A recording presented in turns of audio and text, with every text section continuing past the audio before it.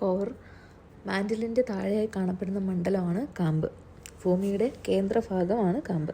ഏറ്റവും ആഴമേറിയതും ആക്സസ് ചെയ്യാൻ കഴിയാത്തതുമായ മേഖലയാണ് കാമ്പ്. മാൻഡിലിൻ്റെ താഴെ തുടങ്ങി 2900 കിലോമീറ്റർ മുതൽ 600-371 കിലോമീറ്റർ വരെ കാമ്പ് വ്യാപിച്ചു കിടക്കുന്നു. കാമ്പിൻ്റെ 2 ഭാഗങ്ങളാണ് പുറക്കാമ്പും അകക്കാമ്പും. പുറക്കാമ്പിലെ പദാർത്ഥങ്ങൾ ഉരുകിയ ദ്രാവക അവസ്ഥയിലാണ്. അത് നോട്ട് ചെയ്യുക. അകക്കാമ്പിലെ പദാർത്ഥങ്ങൾ ഖരാവസ്ഥയിലാണ്. ഭൂമിയുടെ അകക്കാമ്പ് ഖരാവസ്ഥയിലാകാൻ കാരണം ഭൂമിയുടെ കേന്ദ്രഭാഗത്ത് അനുഭവപ്പെടുന്ന ഉയർന്ന സമ്മർദ്ദം മൂലമാണ്. അകക്കാമ്പിൻ്റെ ഏകദേശ കനം 3400 കിലോമീറ്ററാണ്. കാമ്പിൻ്റെ തുടക്ക ഭാഗത്ത് സാന്ദ്രത 5 ഗ്രാം ഘന-സെൻറ്റിമീറ്ററിലാണ്.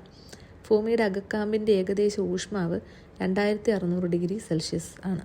അകക്കാമ്പ് നിർമ്മിച്ചിരിക്കുന്നത് നിക്കലും ഇരുമ്പും കൊണ്ടാണ്. അകക്കാമ്പ് അറിയപ്പെടുന്നത് നിഫ എന്നാണ്, നിക്കൽ പ്ലസ് അയൺ. മാൻഡിൽ പൈറോസ്ഫിയർ എന്നും കാമ്പ് ബയോസ്ഫിയർ എന്നും അറിയപ്പെടുന്നു. പ്രകൃതിയിലെ ചില ധാതുക്കൾ സ്വയം ഊർജ്ജം നഷ്ടപ്പെടുത്തിക്കൊണ്ട് കാലാന്തരത്തിൽ ഇല്ലാതാകുന്ന പ്രക്രിയയാണ് ആണവ അപചയം. എക്സാമ്പിൾസാണ് യുറേനിയം 238, പൊട്ടാസ്യം 40, തോറിയം 232. ഇത് കുറച്ച് ഇമ്പോർട്ടൻ്റ് ആണ്, നോക്കി മനസ്സിലാക്കി വെക്കണം. അതിർവരമ്പുകൾ. സിയാലിനെയും സിമയെയും വേർതിരിക്കുന്നത് കോൺറാഡ് വിച്ഛിന്നത. ഭൂവൽക്കത്തിനെയും മാൻഡിലിനെയും വേർതിരിക്കുന്നത് മൊഹോറോവിസ് വിച്ഛിന്നത. ഉപരിമാൻഡിലിനെയും അധോ മാൻഡിലിനെയും വേർതിരിക്കുന്നത് റപ്പറ്റി വിച്ഛിന്നത. മാൻഡിലിനെയും കാമ്പിനെയും വേർതിരിക്കുന്നത് ഗുട്ടൻബർഗ് വിച്ഛിന്നത. അകക്കാമ്പിനെയും പുറക്കാമ്പിനെയും വേർതിരിക്കുന്നത് ലോമാൻസ് വിച്ഛിന്നത. ഇതൊന്ന് വരച്ച് മനസ്സിലാക്കി വയ്ക്കുക.